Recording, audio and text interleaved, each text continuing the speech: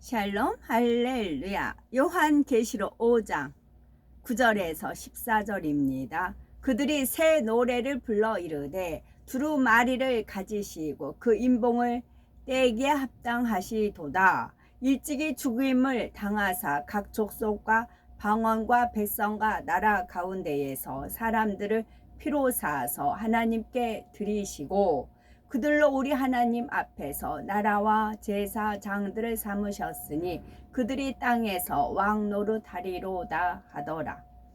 내가 또 보고 들음에 보좌와 생물들과 장로들을 둘러선 많은 천사의 음성이 있으니 그 수가 만만이요 전천이라. 큰 음성으로 이르되 죽임을 당하신 어린 양은 능력과 부와 지혜와 힘과 존귀와 영광과 찬송을 받으시기에 합당하도다 하더라. 내가 또 들으니 하늘 위에와 땅 위에와 땅 아래와 바다 위에와 또 그 가운데 모든 피조물이 이르되 보호자에 앉으신 이와 어린 양에게 찬송과 존귀와 영광과 권능을 세세토록 돌릴지어다 하니 내 생물이 이르되 아멘 하고 장로들은 엎드려 경배하더라.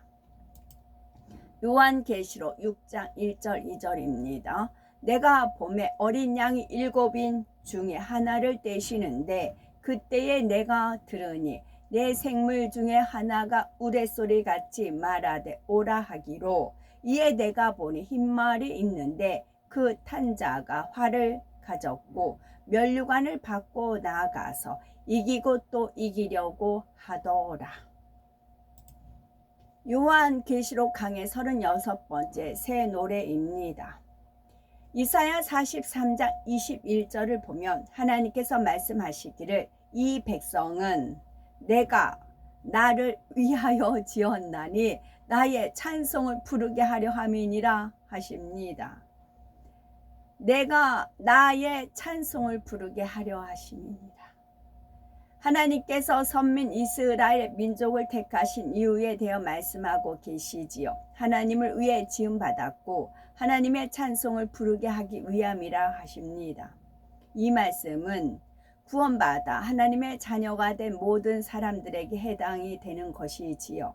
하나님께서는 하나님의 자녀들이 하나님 앞에 올려드리는 찬양을 매우 기뻐 받으십니다. 하지만 모든 찬양을 다 기뻐 받으시는 것은 아니지요. 향이 되어 올려지는 찬양만을 받으십니다. 향이 되어 올려지는 찬양이요. 하나님 앞에 드려지는 찬양은 드리는 사람에 따라 각각 향이 다릅니다. 찬양을 드리는 사람이 얼마나 깨끗하고 정결한 마음으로 또 얼마나 마음과 정성을 다해 드리느냐에 따라 그 향이 달라지는 것이지요. 향이 진하기도 다르고 올려지는 향의 굵기도 다릅니다. 이 모든 것이 정확하게 측정되어서 천사와 천사장을 거쳐 하나님의 보좌 앞으로 전달된다는 사실입니다.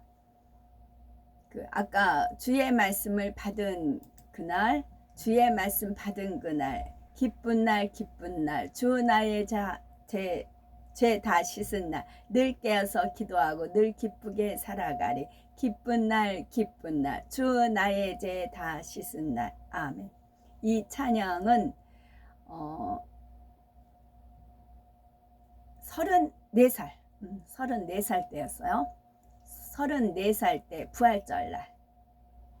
부활절날 제 겨드랑이에 혹이 생겨서 이제 수술을 하고 그냥 단지 종기였기 때문에 간편하게 수술을 했습니다. 하고 나서 퇴원을 하고 나서 이제 새벽제단 쌌던 그런 시절이었어. 이제 세상 사랑 안 하고 하나님보다 그 누구 사랑 안 하고 하나님만 사랑하리라 이제 결심을 하고 하나님보다 더 사랑 그 모든 것을 회개하는 그런 매일매일 회개하는 그런 과정이었었어요.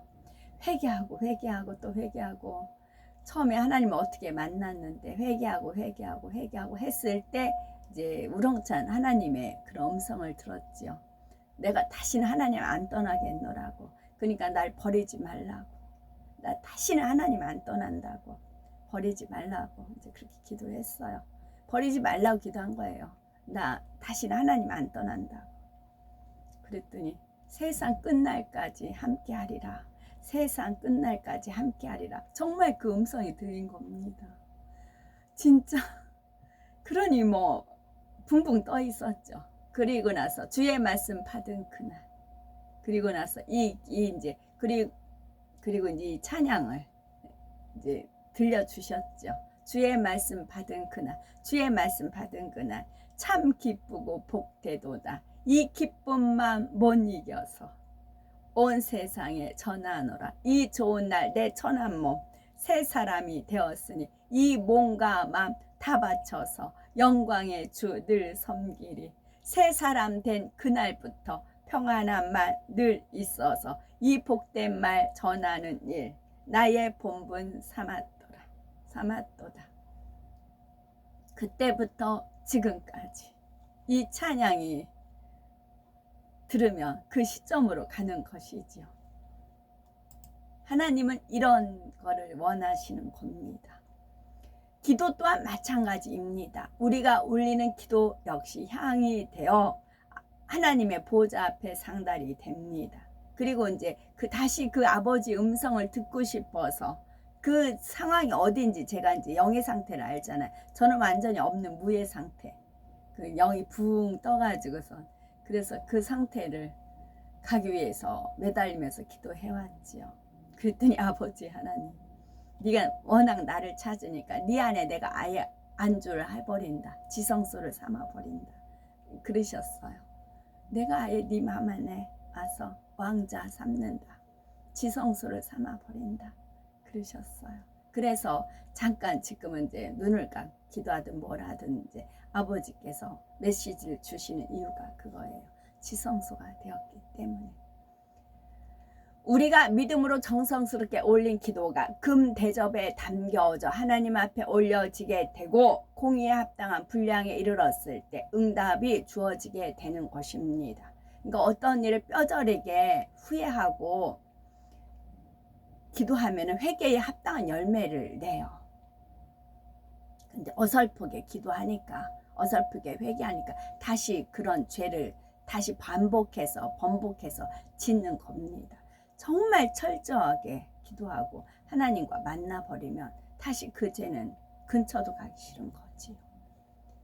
모든 기도가 다 향이 되어 하나님 앞에 올려지는 것은 아닙니다. 죄의 담이 있는 상태에서 올리는 기도나 잡념과 졸음 속에 중언부언하며 올리는 기도 또한 하나님의 뜻에 맞지 않게 올리는 기도 등은 하나님 앞에 상달될 수가 없습니다.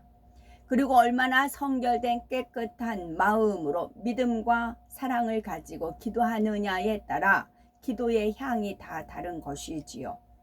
이처럼 향이 되어 하나님 앞에 올리는 우리의 찬양과 기도는 정확하게 측정되어 그 모든 것이 마지막 심판 날에 낱낱이 드러나게 됩니다. 그래서 하나님의 나라를 위해 얼마나 많은 양의 기도를 향으로 올렸는지 우리에게 상급으로 갚아지게 되지요. 그런데 꼭 기도와 찬양에 대해서만 이렇게 측정하여 갚아주시는 것이 아닙니다. 마태복음 12장 36절을 보면 내가 너희에게 이르노니 사람이 무슨 무익한 말을 하든지 심판날에 이에 대하여 신문을 받으리니 하십니다. 아무리 사소한 말 한마디라도 그 모든 것이 정확히 기록되었다가 그에 대한 상 또는 벌을 받게 됩니다. 그러므로 기도 한마디, 찬양 한마디, 말 한마디가 얼마나 중요한지 알아야 합니다. 사람들이 하는 측정이나 기록은 실수가 나올 수 있겠지만 천사들에 의한 측량과 기록에는 한치의 오차도 있을 수가 없습니다. 마지막 심판 날에 수정과 같은 유리 바다에 우리가 이 땅에서 살아가는 동안 있었던 모든 것이 정확하게 펼쳐져 보이므로 누구나 핑계나 이유를 댈 수가 없다는 것이지요.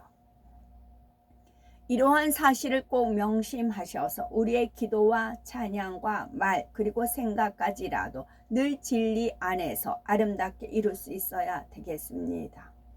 요한계시록 5장 9절에서 10절에 새 노래를 노래하여 가로되 책을 가지시고 그 인봉을 떼기에 합당하시도다. 일찍 죽임을 당하사 각 족속과 방언과 백성과 나라 가운데서 사람들을 피로 사서 하나님께 드리시고 저희로 우리 하나님 앞에서 나라와 제사장을 삼으셨으니 저희가 땅에서 왕 노릇 하리로다 하더라 하였습니다. 여기서 새 노래란 이 땅에서 부르던 노래가 아니라 하늘나라에서 새롭게 부르는 노래를 말합니다. 이 땅에서 부르는 노래는 물론 하나님을 경배하며 높여드리는 찬양도 있지만 우리가 충만함을 입고 감동함을 입기 위해서 부르는 찬양도 있습니다. 하지만 하늘나라에 가서는 우리의 충만함이나 감동함을 위해서 찬양을 할 필요가 없지요. 물론 하늘나라에 가서도 찬양을 하면 더욱 충만함과 감동함이 더해지겠지만 이 땅에서처럼 육을 입고 있지 않기 때문에 굳이 충만함이나 감동함을 입기 위해 찬양할 필요가 없다는 말입니다. 그래서 찬양의 목적도 오직 하나님을 경배하며 영광과 감사를 돌리기 위한 것입니다. 나의 찬송이라고 하셨죠. 하나님의 찬송이에요. 지금 내 생물과 24장로들도 이 땅에서 부르던 찬양과는 다른 새로운 노래를 부르고 있는 것입니다. 그 내용은 예수 그리스도만이 인봉을 떼기에 합당한 분임을 고백하고 있으며 구세주로서의 사역을 노래하고 있지요. 예수님은 단지 이스라엘 민족만의 구세주가 아니라 모든 인류의 구세주가 되어주시기 위해서 피를 흘리고 돌아가셨습니다. 사람들을 피로 사서 주님께 드리고 한 것처럼 예수님께서 흘리신 피값으로 말미암아 각 족속과 방언과 백성과 나라 가운데서 구원받은 사람들을 얻으신 것이지요. 예수 그리스도의 이름으로 구원의 길을 열어주셨으며 하나님의 자녀가 되는 축복을 주신 것입니다. 일찍 죽음을 당하셨다는 것은 33살의 젊은 나이에 돌아가신 것이지요. 또한 저희로 즉 구원받은 하나님의 자녀로서 우리 하나님 앞에 나라와 제사장을 삼으셨으니 저희가 땅에서 왕 노릇하리로다 한 대로 예수 그리스도로 말미암아 구원받은 우리들이 하나님 앞에서 나라와 제사장이며 땅에서 왕 노릇할 것을 말씀합니다. 구약시대에는 제사장만이 성소에 들어갈 수 있는 자격이 있었지요. 그래서 백성이 죄를 지으면 제사장이 대신 짐승을 잡아 그 피를 성소에 가지고 들어가 제단에 뿌림으로 죄를 대속하였습니다. 그런데 예수님께서 하나님과 우리 사이에 화목 제물이 되어 십자가상에서 돌아가실 때 성소의 휘장이 갈라졌지요. 마태복음 27장 51절에 이에 성소 휘장이 위로부터 아래까지 찢어져 둘이 되고 땅이 진동하며 바위가 터지고 했습니다. 이에 히브리서 10장 19, 20절에 그러므로 형제들아 우리가 예수의 피를 힘입어 성소에 들어갈 담력을 얻었나니 그 길은 우리를 위하여 휘장 가운데로 열어놓으신 새롭고 산 길이요 휘장은 곧 저의 육체니라 말씀하셨지요. 이제는 구원받은 하나님의 자녀들이 성소에 들어가 예배하며 하나님과 직접 교통할 수 있게 된 것입니다. 바로 제사장과 같은 자격을 얻은 것이지요. 또한 구원받은 사람들은 하나님의 자녀된 권세를 받았고 만왕의 왕 대신 주님의 신부로서 공중 7년 혼인 잔치에 참여하게 됩니다. 그리고 장차 천년왕국 동안에는 이 땅에서 왕 노릇하며 지내게 되지요. 그래서 베드로전서 2장 9절에 오직 너희는 택하신 족속이요 왕같은 제사장들이요 거룩한 나라요 그의 소유된 백성이라 말씀하고 있습니다. 지금 내 생물과 24장로가 이러한 내용의 새 노래를 주님 앞에 올리고 있는 것은 바로 이 모든 것이 예수 그리스도 우리 주님으로 말미암아 이루어지고 진행된다는 사실을 고백하고 있는 것이지요.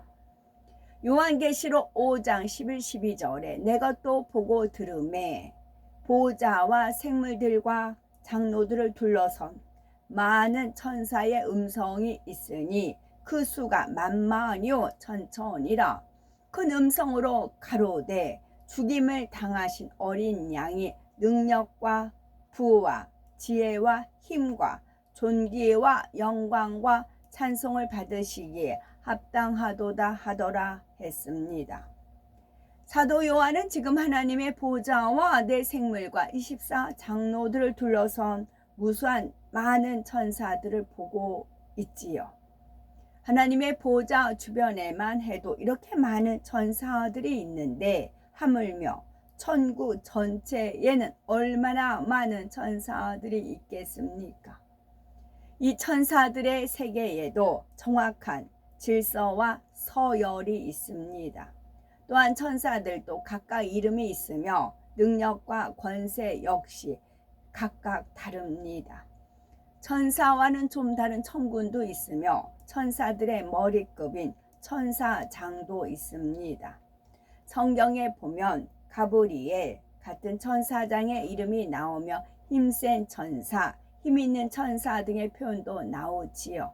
이러한 천사들은 모두가 하나님께서 부리시는 영으로서 하나님의 명령에 따라 순종하여 하나님의 사역을 돕습니다. 하나님께서는 천사들을 명하여 천기를 움직이게도 하시며 재앙의 권한을 주어 행하게도 하십니다. 사무엘상 24장 16절에 천사가 예루살렘을 향하여 그 손을 들어 멸하려 하더니 여호와께서 이 재앙 내림을 뉘우치사 백성을 멸하는 천사에게 이르시되 족하다 이제는 네 손을 거두라 하시니 때에 여호와의 사자가 여부스 사람 아라우나의 타작 마당 곁에 있는지라 했습니다. 또한 요한계시록 곳곳에도 보면 하나님으로부터 재앙의 권세를 받은 천사들이 이 땅에 갖가지 재앙을 내리게 하는 것도 볼 수가 있습니다. 그리고 하나님께서는 천사들을 보내 하나님의 자녀들을 돕게도 하십니다. 다니엘 6장 22절에 나의 하나님이 이미 그 천사를 보내어 사자들의 입을 봉하셨으므로 사자들이 나를 상해치 아니하였사오니 이는 나의 무죄함이 그 앞에 명백함이오며 또 왕이여 나는 왕의 앞에도 해를 끼치지 아니하였나이다 했지요. 바로 하나님께서 천사를 보내어 사자굴에 들어간 다니엘을 지켜주신 것입니다. 사도행전 12장 7절에는 호련히 주의 사자가 곁에 섬에 옥중에 광채가 조요하며 또 베드로의 옆구리를 쳐 깨워 가로되 급히 일어나라 하니 쇠사슬이 그 손에서 벗어지더라 했습니다. 하나님께서 보내신 주의 사자 곧 천사가 와서 옥에 갇힌 베드로를 구해낸 것이지요. 이 밖에도 히브리서 1장 14절에 모든 천사들은 부리는 영으로서 구원 얻을 후사들을 위하여 섬기라고 보내심이 아니요라고 말씀하신 대로 천사들은 하나님의 보내심을 받아 구원받을 하나님의 자녀들을 섬기게 됩니다. 그리고 하나님의 자녀들의 이 땅에서의 생명을 마치게 되면 천사들에 의해서 그 영혼이 인도를 받게 됩니다. 이처럼 천사들도 각각의 사명이 있어서 자신에게 주어진 역할을 충실히 감당해 냅니다. 이러한 천사들이 하나님의 주변 보호자, 하나님의 보호자 주변에도 셀 수 없을 만큼 많은데 그들이 주님을 향해 큰 소리로 고백하고 있습니다.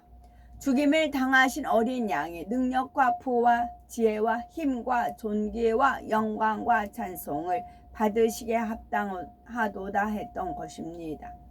영원히 죽을 수밖에 없던 우리들을 영생의 길로 인도해 내신 주님의 능력은 참으로 대단하시지요. 또한 주님께서는 이 땅에 썩어져 없어질 부가 아니라 하늘나라에 부가 있습니다. 천지 만물이 다 주님의 것이지요. 주님은 지혜의 근본이신 하나님과 하나이십니다. 그리고 주님의 지혜는 성결의 지혜요 선의 지혜요. 이러한 성결로부터 오는 선의 지혜를 받게 되면 모든 일에 형통함을 받을 수가 있습니다. 간교한 사단의 지혜도 능히 간파할 수가 있고 어떤 괴계라도 능히 깨트릴 수가 있습니다. 주님께서는 힘이 있으신데 이 힘은 육적인 힘을 말하는 것이 아닙니다. 죄가 전혀 없는 데서 오는 영적인 힘이 있으시지요. 죄가 없는 성결된 마음에서는 무한한 힘이 나올 수가 있습니다. 어떤 어둠이라도 지배하고 정복하며 물리쳐 나갈 수가 있는 것이지요. 우리도 마음의 성결을 이루어 하나님 앞에 합당한 자격을 갖추게 되면 이러한 영적인 빛의 권세와 힘이 주어집니다. 다음으로 주님은 천지 만물을 창조하셨으며 모든 것을 주관하시는 주인이십니다. 가장 존귀한 분이시며 모든 피조물로부터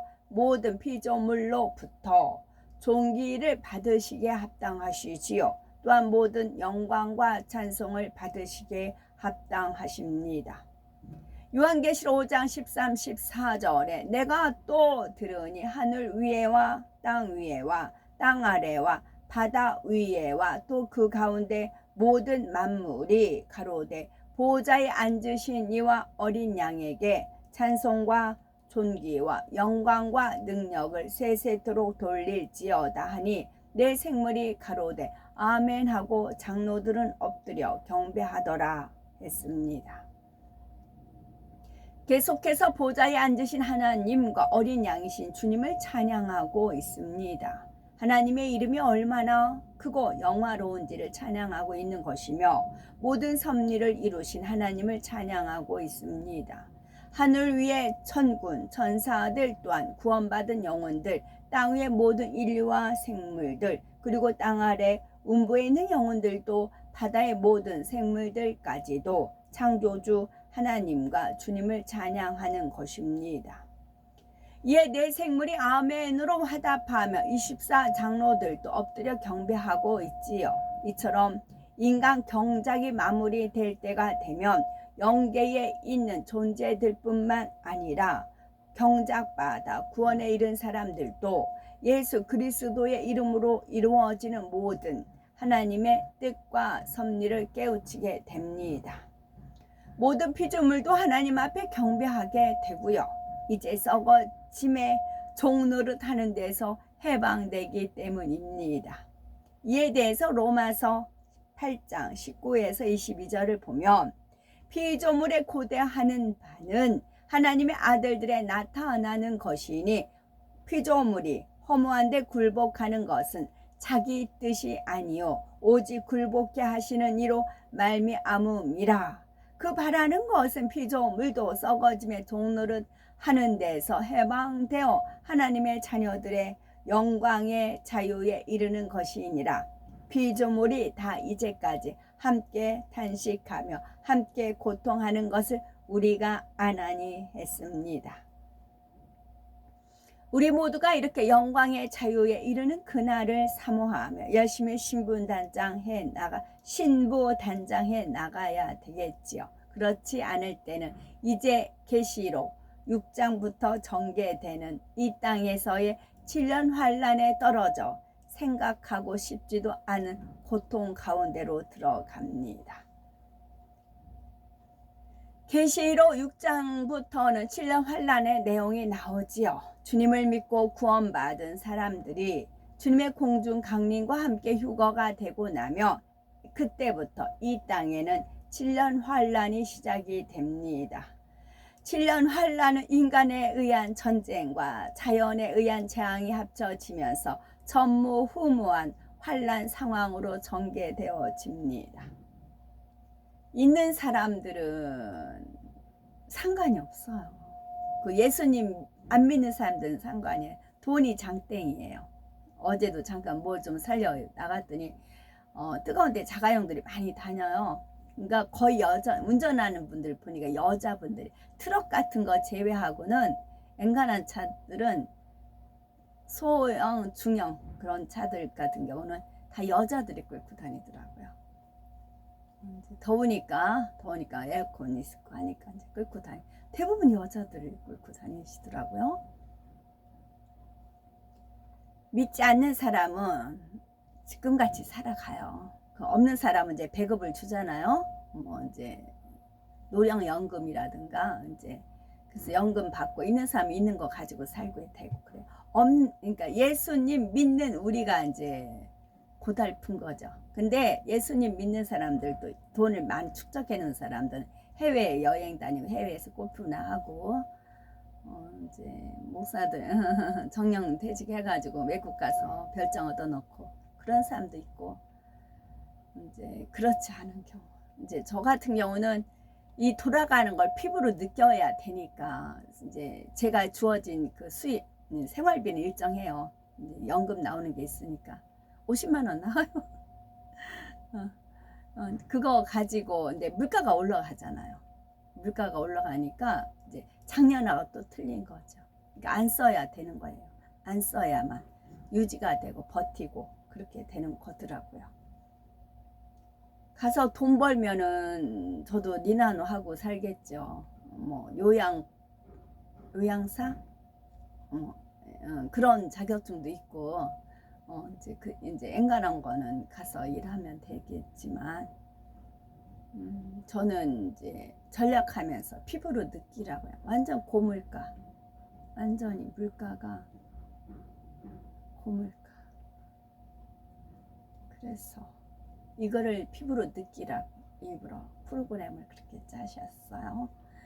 계시록 6장에서는 전 세계를 전쟁의 소용돌이로 몰고 갈 제3차 세계대전의 서막이 시작되고 있습니다.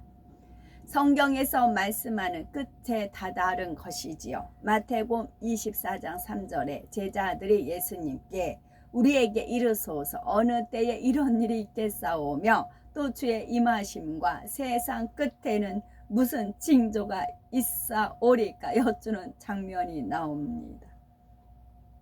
표대, 지표, 표대, 등불, 반달노래 다시 한번 2절이 중요하거든요. 그래야 이제 우왕좌왕 안 하고 앞을 향해서 갈 사람은 가는 거지요. 앞을 향해서, 전진을 향해서요. 이에 예수님께서 6절에 난리와 난리 소문을 듣겠으나 너희가 삼가 두려워 말라. 이런 일이 있어야 하되 끝은 아직 아니니라 말씀하십니다. 여기서 난리란 어느 한 나라나 지역에 국한되는 일이 아니라 전 세계에 영향을 주는 일입니다. 따라서 난리와 난리란 바로 제1차, 2차 세계대전을 의미하지요. 그런데 이런 일이 있어도 아직 끝은 아니라 했습니다. 그러므로 끝이 되면 다시 한번 난리와 같은 상황이 있을 것이라는 암시인 것입니다. 정말 이것이 끝이구나 하고 느낄 수 있는 그런 엄청난 상황이 벌어지는 것입니다. 바로 그 끝이 일어나는 것이 제3차 세계대전이 되는 것이고요.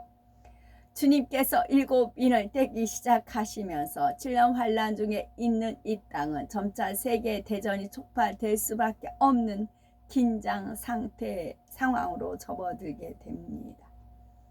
요한계시록 6장 1절에서 2절에 내가 봄에 어린 양이 7인 중에 하나를 떼시는 그때에 내가 들으니 내 생물 중에 하나가 우레 소리같이 말하되 오라 하기로 내가 이에 본 흰말이 있는데 그 탄자가 활을 가졌고 면류관을 받고 나가서 이기고 또 이기려고 하더라 했습니다. 어린 양이신 주님께서 인을 떼셔야 비로소 재앙의 징조가 나타나기 시작하는데, 이는 3차 세계대전을 비롯한 7년 환란 동안의 모든 사건들이 주님의 주관 아래에서 이루어지게 됨을 의미합니다. 또한 주님께서 7인 중에 하나를 떼시자 하나님의 직속으로 되어 있는 내 생물 중에 하나가 우레 같은 소리로 말했다 했습니다. 하나님의 직속으로 명령을 수행하는 내 생물이 이처럼 직접 관여하고 있다는 것은 이 모든 것이 하나님의 허락하심에 따라 하나님의 뜻과 섭리대로 이루어진다는 말입니다. 그렇다 하여 하나님께서 7년 환란의 재앙들이 이 땅에 직접 내리신다는 의미는 아닙니다. 일요일날 그 평택에 평택에 있고 이를 보고 이제 한 일행 5명이 이제 버스를 타려고 기다리고 있었어요. 이제 소나비가 이제 잠깐씩 내렸어요. 내리고 있는데 이제 비가 안 왔어요. 멀쩡했어요. 그랬더니 갑자기 이제 멀쩡한 하늘이에요. 맑은 하늘입니다. 그래서 우르르 쾅쾅 합니다. 네 생물 중에 이제 한 생물이 우레와 같은 소리 난다고 했죠. 우르르 쾅쾅 하는 겁니다. 이제 저는 이제 사인을 알아들었지요. 사인을 알았습니다. 그랬더니 그 이제 어르신들이 90 되시고 막 응 그러시더라고요. 우리 간다 이제 그 소리예요. 비 와도 괜찮아 이제 철거했으니까. 그래서 이제 웃었어요. 맑은 하늘인데 우르르 쾅쾅 내 생물의 우레소리가 납니다. 어차피 공의의 법칙에 따라 이 땅에 임할 수밖에 없는 엄청난 전쟁과 자연의 재앙들이지만 그것조차도 결국은 모든 것을 다 아시고 그에 따라 모든 것을 계획해 놓으신 하나님의 섭리 안에서 흘러간다는 의미입니다.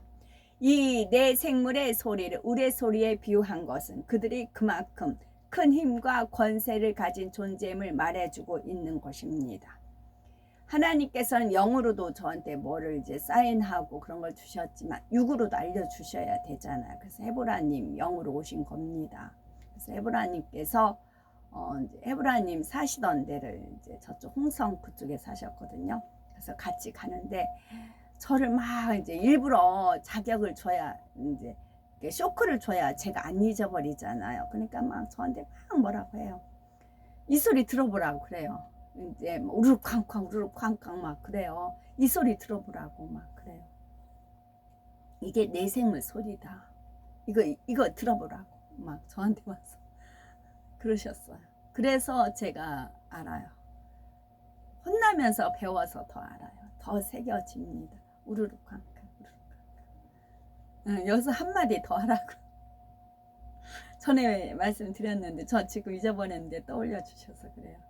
그 이제 그 영적 싸움을 하시냐고 기력이 다 이제 소진됐어요. 기력이 없어서 체구도 조그마요. 그 이제 만미교회 이제로 그 영권을 뺏어오냐고 거의 영권을 많이 줬거든요. 성령 하나님으로 그렇게 됐죠. 제가 거기서 양육을 받아야 되기 때문에 이 말씀들이 다 거기서 이제 풀어받은 말씀이잖아요. 이거는 제가 25년 전에 1999년도에 이것을 풀어받았고 그때 이제 적그리스도가 지금 그때 주신 거예요. 그치? 그 인물하고 그하고 그러다가 먼저였는데 타임이 그래서 내가 잘못 받았나 했어요. 그러다가 그렇게 된 거거든요. 그렇게 풀어받은 걸 거기서 대언으로 해가지고 받아서 녹음하고 이제 그렇게 된 것이 저장된 거 지금 제가 읽어 드리는 것이고요. 그 이제 그러다 보니까 대소변을 거기가 이제 화장실 바깥에 있었어. 그래서 요강에다가 일을 보셨어요. 그걸 제가 이제 치웠어요. 큰 거든 작은 거든 그거를. 이게 상급이 어마어마하다는 겁니다. 이 상급이 어마어마.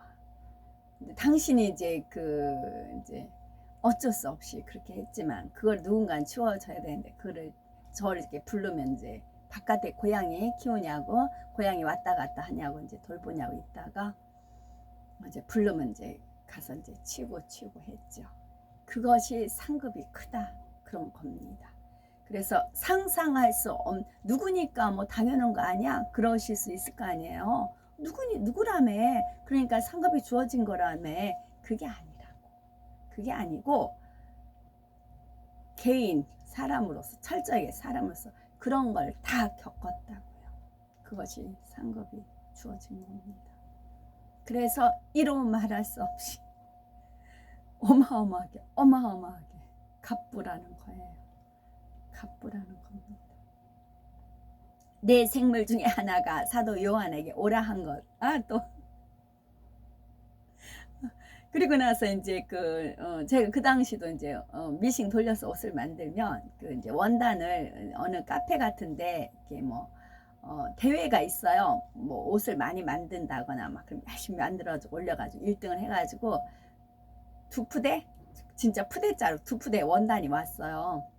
그래가지고 이제 면이고 가볍고 막 그런 거 있죠. 그런 거만 나오면 막 만들어가지고 헤브라님한테 팬티도 만들어 드리고 이제 파자마라든가 막 편하게 입을 수 있는 옷을 그런 원단만 있으면 가볍고 면이면서 이제 몸에 부담이 안 되는 그런 원단만 있으면 헤브라님 갖다 막 드르륵 박아가지고 혼나면서도 그랬다는 거죠.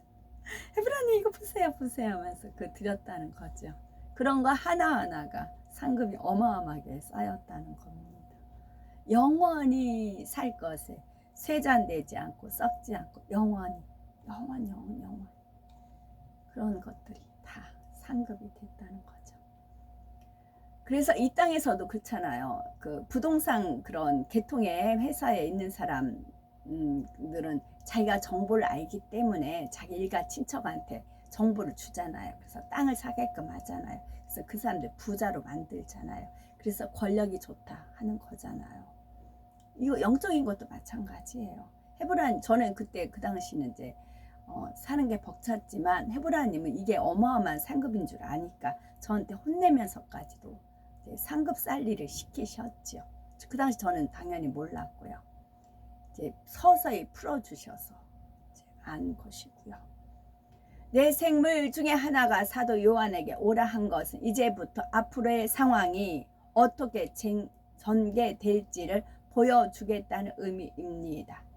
이에 사도 요한이 본 흰말이 보였습니다. 흰색은 빛, 깨끗함, 성결함을 뜻하며 영적으로는 하나님께 속한 것임을 뜻하지요. 또한 말은 권세와 위엄을 뜻하며 한편으로는 전쟁을 의미하기도 합니다.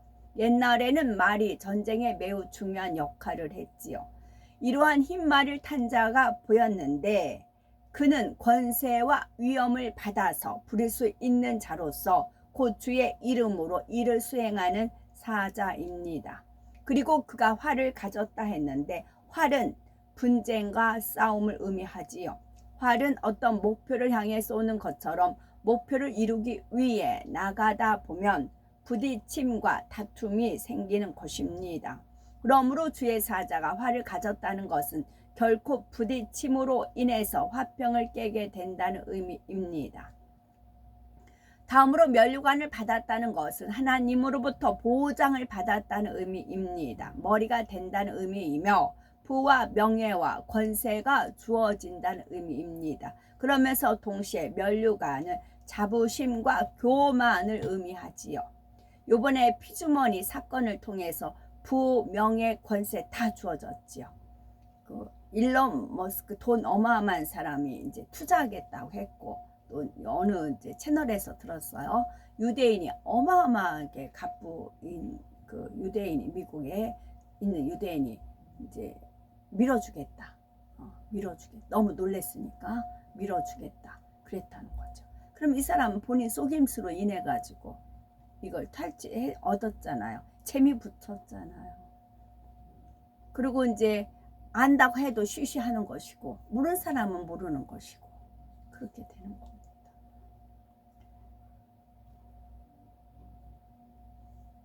자, 여기서 이것을 쭉 읽을게요. 이게 이제 쭉 읽을게요. 지금까지 말씀드린 내용에 부합한 것은 바로 이스라엘 민족을 의미합니다. 즉 흰말은 영적으로 저한테 이거 이렇지 않다고 먼저 번에 제가 읽을 때 알려드렸어요. 그때 이제 알아들은 분은 알아듣더라고요. 이 말은 영적으로 이스라엘 민족을 의미하며 그 말의 탄자란 이스라엘 민족을 이끌고 그들의 운명을 좌우해 나가는 머리 되는 세력을 의미합니다. 흰색은 하나님께 속한 것을 의미하며 말은 권세와 위엄과 함께 전쟁을 의미합니다. 그 흰색은 청와대와 맞물 비슷한 거라고 말씀드렸어요.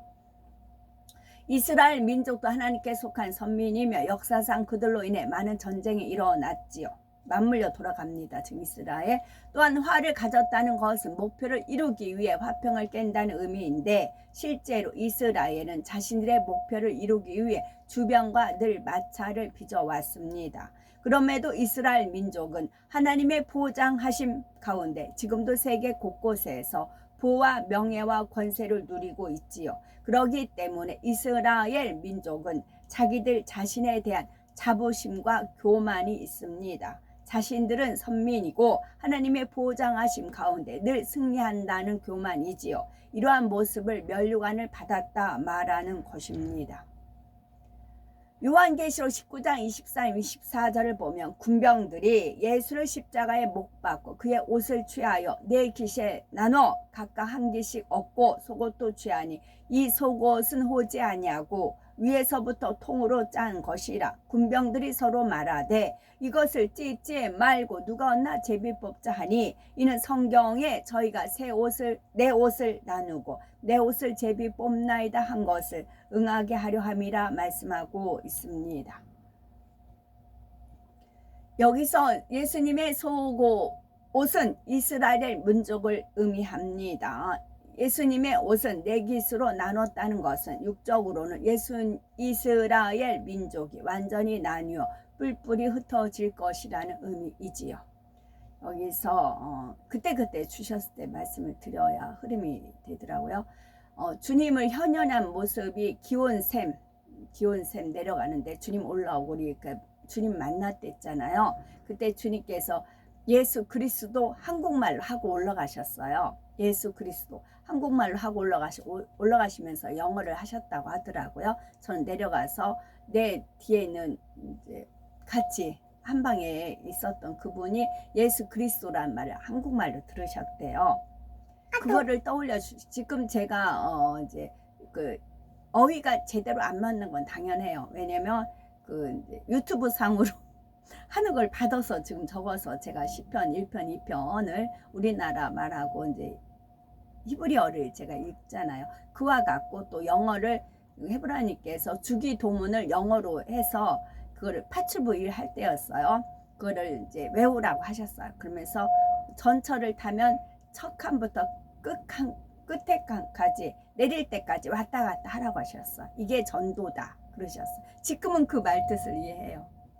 영어를 내까리면서 전철 첫 칸부터 마지막 칸까지 내릴 때까지 왔다 갔다 해라 그러셨거든요. 저는 이제 그 말씀대로 했고요. 왜냐면 이게 영어로 보시기 때문에 집에 오면 알아요. 집에 오시면 집에 오면 제가 하루 종일 뭔 일이 있는지 아세요. 그러니 뭐 누굴 속여요. 그러기 때문에 그랬거든요. 그래서 지금도 마찬가지라. 그래서 히브리어를 제가 지금 이제 잘하는 분, 저 틀렸는데 이게 그러겠다 싶은 생각은 했어요. 근데 이제 그냥 넘어가지 달라는 얘기죠. 영적인 뜻이 있으니까. 예수님이 우리나라 말을 해서 예수 그리스도 하면서 올라가셨듯이 저 또한 마찬가지로 히브리어를 지금 말을 하고 있다고요. 그런 이유예요. 이게 영으로 해서 이스라엘 민족 이방인의 수가 충만이라고 했어요. 제가 다시 한번 다시 제가 들면 읽어드릴게요. 충만한 수가 차면은 충만이란 표현을 썼거든요. 그럼 복음이 이스라엘로 넘어갑니다. 그것을 지금 준비하고 있어요. 속옷은 그래서 예수님께서 켄 노라데티 이제 그 땅에서 태어났다. 이스라엘 땅에서 태어났다. 그 자부심을 가진 이스라엘 민족이 그런 노래가 있듯이 예수님도 당신이 태어난 곳을 밟고 싶은 거죠. 이 땅에 오시니까. 그러니까 저한테 다 일일이 보여주시고 알려주시고 이건 이랬다 저랬다 이렇게 설명해주고 싶다는 말씀이지요. 주님 특히 기대하고 계십니다. 속옷은 호지 아니하고 위에서부터 통으로 짰으므로 찢어서 나누지 않았다 했는데 이는 이스라엘 민족의 내면적인 것 곧 중심만을 나누어지지 않을 것이라는 의미입니다. 그 말씀대로 이스라엘 민족은 서기 70년에 로마의 타이투스 장군에 의해서 예루살렘이 완전히 파괴되면서 이스라엘이라는 나라 전체가 없어지지요. 살아남은 사람들은 동서남북 사방으로 흩어졌고 그로 인해서 지금도 유대 민족은 세계 곳곳에 흩어져 살고 있습니다. 그런데 이렇게 철저히 나라가 파괴되고 백성들도 다 흩어졌음에도 불구하고 그들의 내면적인 것은 바로 하나님을 향한 중심만은 그 누구도 빼앗거나 무너뜨릴 수가 없었지요. 그 후로도 유대 민족은 뿌리째 없애려는 시도가 여러 차례 있었지만 유대인들은 그 모든 것을 이겨내고 오히려 1948년 5월 14일에 독립된 나라를 세우기에 이릅니다. 세계사의 그 어느 어디에서도 이처럼 나라 전체가 완전히 파괴되고 사라진 후에 1900여 년이나 지나서 자신들의 민족들로 다시 독립된 나라를 이룬다는 것은 그 유래를 찾아볼 수가 없는 사건이지요. 이스라엘의 옛날 영토 주변에 있는 많은 아랍 국가들도 이스라엘의 이런 행동을 결코 반겨 맞을 리가 없었지요. 그래서 1948년 5월 14일에 이스라엘이 국가 독립을 선포하자 바로 다음 날인 5월 15일 아침 아랍의 연합 군대가 이스라엘을 공격해 옵니다. 일명 팔레스타인 전쟁이라고도 하고 독립전쟁이라고도 하는 제1차 중동 전쟁이 발발한 것이지요. 당시 이스라엘 군대는 비록 규모도 작고 무기도 빈약한 상태였지만 단합된 힘으로 이 전쟁을 압승으로 이끕니다. 1956년 10월에 수에즈 전쟁이라고 불리는 제2차 중동 전쟁이 일어났는데 이때도 이스라엘이 승리하지요. 1967년 6월 5일에 일어난 제3차 중동 전쟁은 그 유명한 6.1 전쟁으로 알려져 있습니다. 이때도 아랍의 여러 국가들이 연합하여 공격해 왔는데 이스라엘은 6일 만에 그들을 무찌르지요. 더욱이 이 6.1 전쟁으로 이스라엘은 요르단 서한 지구, 골란 공원, 또 가자, 시나이 반도 등 많은 영토를 점령하게 됩니다. 예루살렘도 재통합하게 되며 이스라엘은 이후로 크게 번영을 하게 되지요. 그 당시 유명한 일화 중에 하나가 있었는데 이스라엘 군을 이끌던 가장 머리된 장군이 참모들과의 회의 자리에서 지휘봉을 높이 들고 하나님이여 이 전쟁이 6일 만에 끝나게 해주십시오. 우리가 안식일을 지킬 수 있게 해주십시오. 라고 기도했다는 내용입니다. 그 후에도 1973년에 일명 욤 키프로 속죄일 전쟁이라고 불리는 제4차 중동 전쟁이 일어났는데 이때도 이스라엘은 결국 승리를 이룹니다. 이 밖에도 이스라엘과 아랍 국가들 사이에는 여러 차례의 크고 작은 전쟁들이 있었는데 그때마다 이스라엘의 승리로 끝이 납니다. 역대하 20장 15절에 보면 이때도 모압과 암몬을 비롯한 이방 연합군이 여호사밧이 다스리고 있던 유다를 침공해 옵니다. 이런 상황에서 여호와의 신이 아하시엘이라는 사람에게 임하여 그를 통해 하나님의 말씀을 전하게 하시지요. 아하시엘이 가로되 온 유다와 예루살렘 거민과 여호사밧 왕이여 들을지어다. 여호와께서 너에게 말씀하시기를 이 큰 무리로 인하여 두려워하거나 놀라지 말라. 이 전쟁이 너에게 속한 것이 아니요 하나님께 속한 것이니라 했던 것입니다. 이 말씀대로 전쟁은 하나님께 속한 것입니다. 전쟁뿐만 아니라 인생의 생사 화복과 세계사의 모든 것이 하나님의 주관하에 들어 있습니다. 그래서 이스라엘 민족이 비록 육적으로는 아무리 힘이 없고 빈약해 보이는 것 같은 상태라 해도 그들이 하나님을 기쁘시게 해드리고 하나님의 말씀 안에 살아가며 의지할 때는 하나님께서 함께 하심으로 반드시 승리합니다. 우리 또한 마찬가지예요. 우리 또한 아무리 힘이 없고 빈약해 보이는 상태라 해도 하나님을 기쁘게 해드리고 하나님의 말씀 안에 살아가며 하나님을 의지할 때는 하나님께서 함께 하심으로 반드시 승리를 합니다. 개인으로나 나라로나 마찬가지예요.